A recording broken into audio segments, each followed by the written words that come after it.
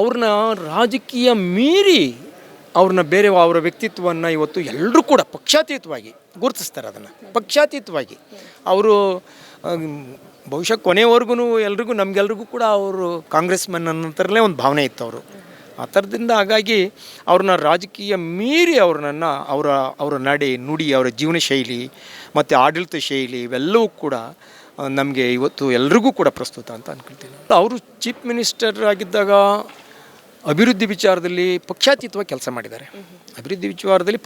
ಕೆಲಸ ಮಾಡಿದ್ದಾರೆ. ಯಾವ ಭಾಗದಲ್ಲಿ ಏನು ಕೆಲಸ ಆಗಬೇಕು ಅನ್ನೋದಕ್ಕೆ ಆದ್ಯತೆ ಕೊಟ್ಟು ಮಾಡಿರ್ತಕ್ಕಂಥದ್ದು. ಮತ್ತು ಆವಾಗ ಇವತ್ತಿನ ರಾಜಕಾರಣದಷ್ಟು ಇನ್ನೂ ಅಷ್ಟೊಂದು ಪಲ್ಯೂಟ್ ಆಗಿರಲಿಲ್ಲ. ಅವಾಗಿನ್ನೂ ಪಲ್ಯೂಟ್ ಆಗಿರಲಿಲ್ಲ. ಹಾಗಾಗಿ ಒಂದು ಉತ್ತಮವಾದಂಥ ಆಡಳಿತವನ್ನು ಕೊಡಲಿಕ್ಕೆ ವಾತಾವರಣ ಕೂಡ ಭಾಳ ಚೆನ್ನಾಗಿತ್ತು ಅವರಿಗೆ. ಈಗ ವಿರೋಧ ಪಕ್ಷದಲ್ಲಿ ಇರ್ಬೋದು, ಆಡಳಿತ ಪಕ್ಷದಲ್ಲಿ ಇರ್ಬೋದು, ಆ ಒಂದು ವಾತಾವರಣ ಉತ್ತಮ ವಾತಾವರಣ ಇದ್ದಿದ್ದರಿಂದ ಹಿ ಕುಡ್ ಡೆಲಿವರ್ ಬೆಟರ್ ಗೂಡ್ಸ್.